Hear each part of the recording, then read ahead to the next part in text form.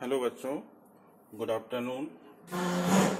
जी विज्ञान की क्लास में 22 अप्रैल को पुनः आपका स्वागत है।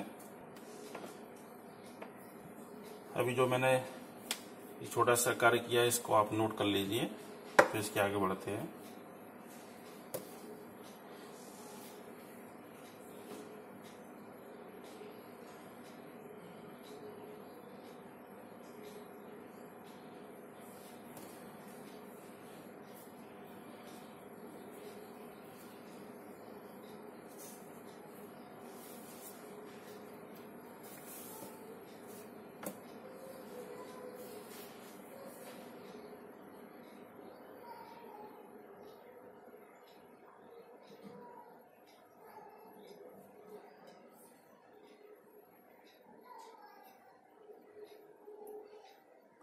ओके, तो आज नया टॉपिक प्रारंभ करेंगे, पौधों में अलैंगिक जनन। इसे कायिक या वर्धी जनन के नाम से भी जान सकते हैं। सोमेटिक और वेजिटेटिव रिप्रोडक्शन। जैसा हम वर्क कर रहे हैं आप इसी रूप में ऐसे ही नोट करें, तब आपको अच्छे से समझ में भी आएगा और क्वेश्चन आंसर सॉल्व करते समय आपको उत्तर ढूंढने में आसानी होगी। ठीक, अब देखें बेटा, यहाँ पर ये दो वर्ड आए हैं, कायिक या वर्धी जनन। अलैंगिक जनन को हम कायिक और वर्धी जनन के रूप में भी कॉल कर रहे हैं। इसका मतलब क्या, क्यों कर रहे हैं? कायिक, कायिक, काय, काय बराबर शरीर, यानी जो जीव का शरीर होता है उसको काय कहते हैं। अब यह शरीर,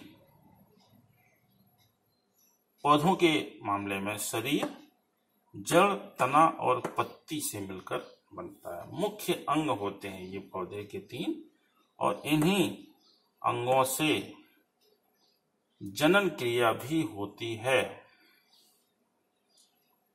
ओके, दूसरा वर्ड आया है वर्धी, वेजिटेटिव। वर्धी से तात्पर्य है अंकुरण।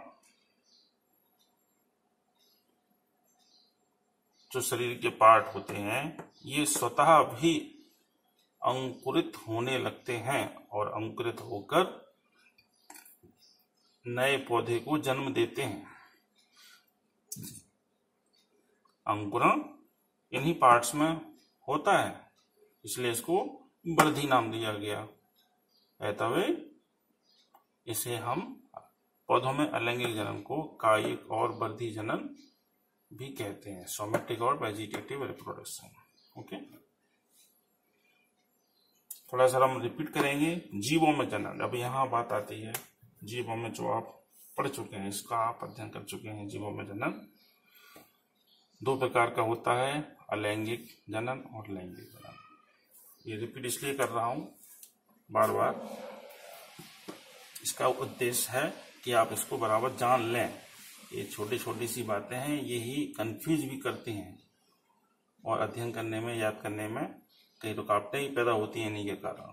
तो अलैंगिक जनन, एक मोटी सी बात आप जान लीजिए कि अलैंगिक जनन में एक जनक की आवश्यकता होती है। ठीक, एक जनक की आवश्यकता होती है, केवल एक जनक चाहिए, कोई भी हो, और वह अपने समान संतानों को उत्पन्न कर सकता है। लैंगिक जनन में इसके लिए आपको ध्यान रखना है कि 2 विपरीत जनक की आवश्यकता होती है, और वे जनक क्या होंगे? नर और मादा। ठीक, इतना आपको समझ में आ गया? आगे बढ़ें।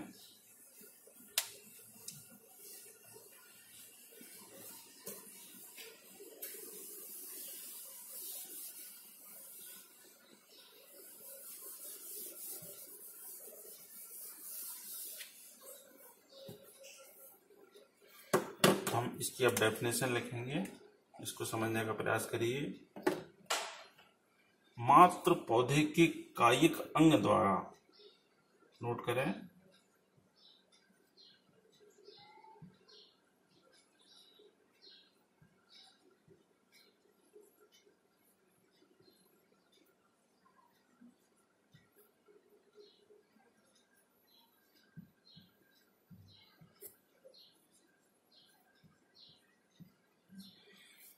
नए पौधे का निर्माण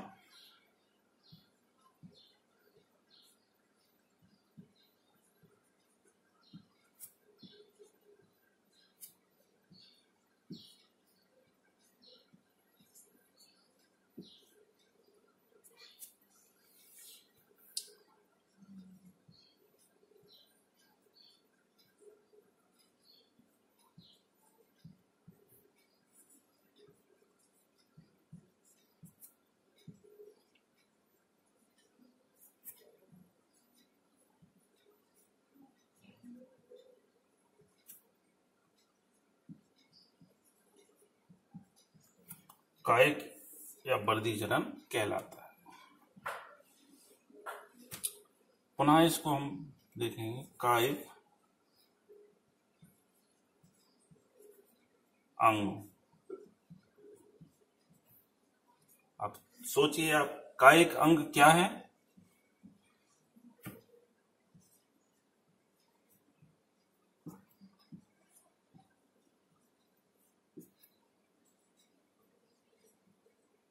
जड़, तना, पत्ती।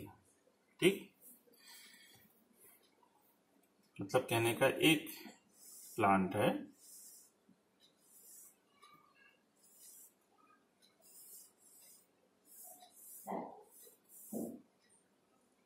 इसके हम एक पार्ट को काट दें यहां से, या ये कट के या टूट के गिर जाए स्वतः जमीन पर,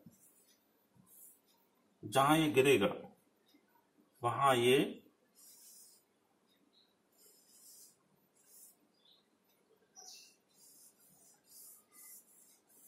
एक पौधे का निर्माण कर देता है, एक संतान का निर्माण करता है। यही है, एक संक्षिप्त रूप में हम आपको बता रहे हैं। ये है जनक और यह है संतान। इस तरह से कायिक या वर्धी जनन हम स्पष्ट कर सकते हैं।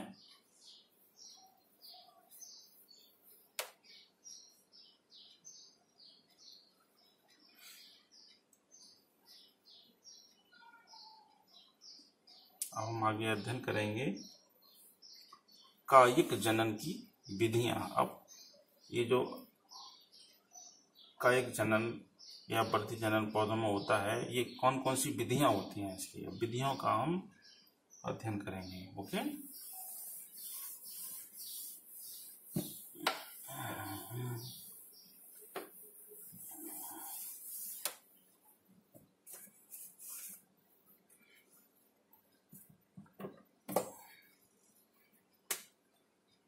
हेडिंग डालिए, कायिक जनन की विधियां।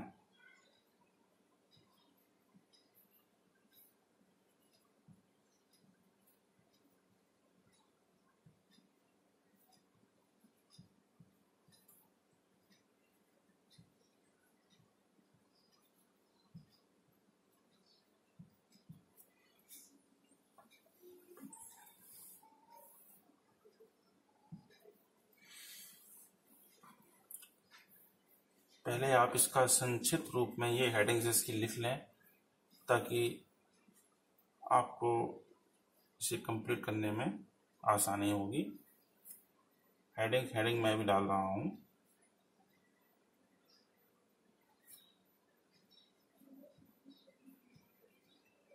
प्राकृतिक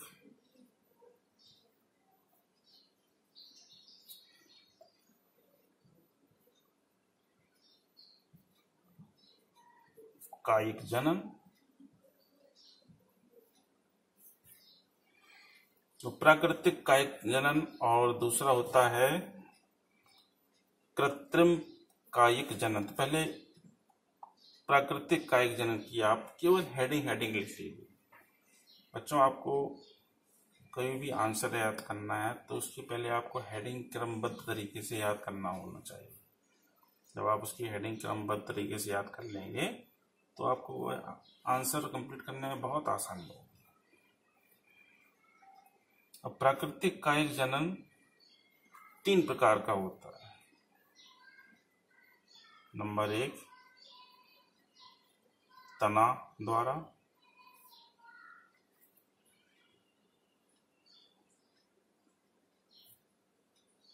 इसके अंतर्गत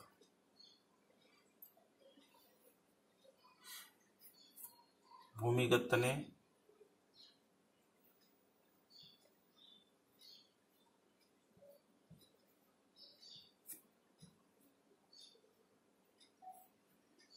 भूमिगत तनों के अंतर्गत भी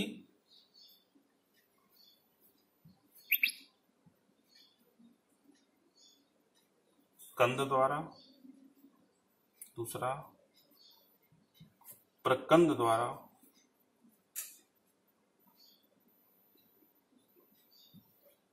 तीसरा है घन कंद द्वारा,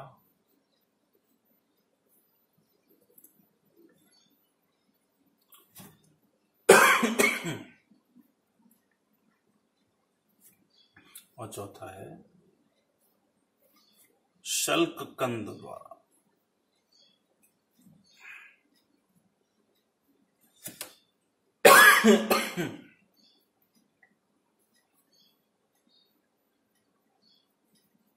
ओके। नंबर 2, अर्धवायवीय तने।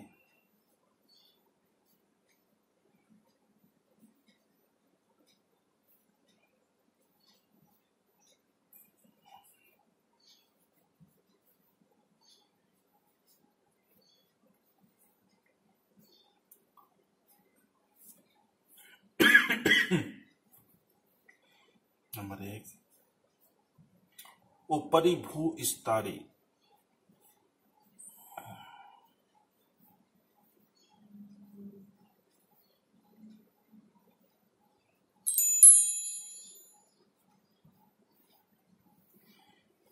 नंबर 2, भूस्तरीय।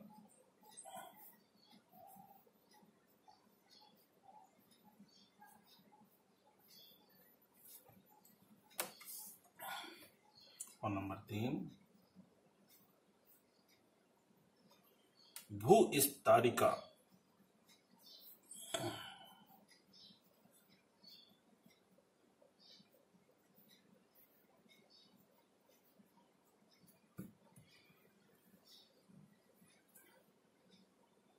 तो तने के द्वारा जो कायिक जनन होता है यह 2 प्रकार का होता है, भूमिगत तने और अर्धवायवीय तने। जो तने जमीन भूमि के अंदर, मिट्टी के अंदर होते हैं, भूमिगत तने कहलाएंगे। कुछ तने ऐसे होते हैं जो भूमि में होते हैं और कुछ भूमि से बाहर होते हैं, उन्हें अर्धवायवीय तने बोलेंगे। भूमिगत तने इसके अंतर्गत कंद, प्रकंद, घनकंद और शल्ककंद प्रकार से कायिक जनन होगा। अर्धवायवीय तने में ऊपरी भूस्तरीय और भूस्तरिका प्रकार का कायिक जनन तने में होता है। तो तने में होने वाला कायिक जनन, इसके अंतर्गत इतनी सारी हेडिंग्स आएंगी।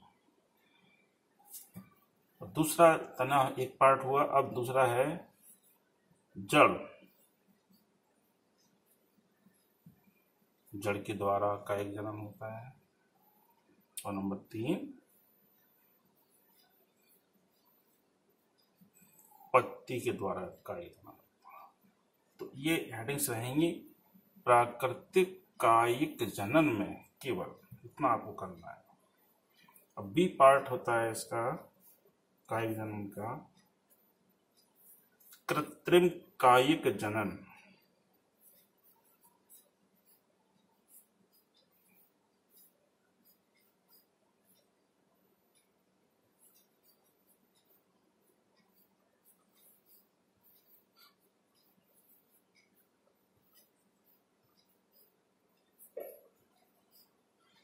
कृत्रिम कायिक जनन दो प्रकार का होता है। नंबर 1, कलम द्वारा,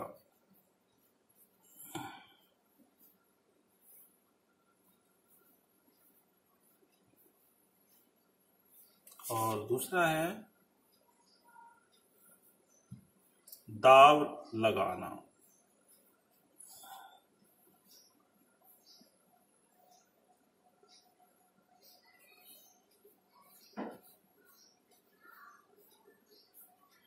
ओके, तो कायिक जनन इतने चरण में पूरा होगा।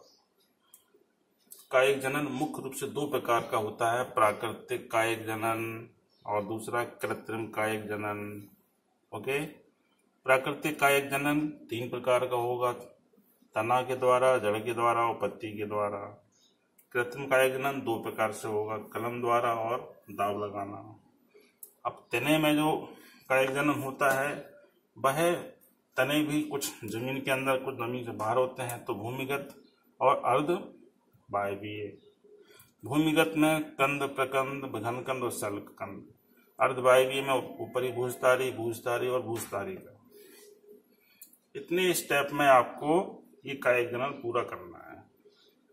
अगर हम इसको यहाँ से ही प्रारंभ कर देते भी काम बाद इसका कार्य कराना, तो आपके हेडिंग लिखने में आपको समस्या। अब आपका टारगेट पता है कि हमें कितना काम करना है, और जब भी ये आप ऐसे ये टॉपिक तैयार करेंगे तो पहले आप हेडिंग्स लिख लें, याद कर लें हेडिंग्स। आपको हेडिंग्स सारी याद हो जाए और इनके उदाहरण आपको लगभग याद हो जाएंगे, तो आपका समझ लीजिए 90% क्वेश्चन का आंसर कंप्लीट हो जाता है। तो इसके आगे मैं नेक्स्ट वीडियो में बताऊंगा। थैंक्स।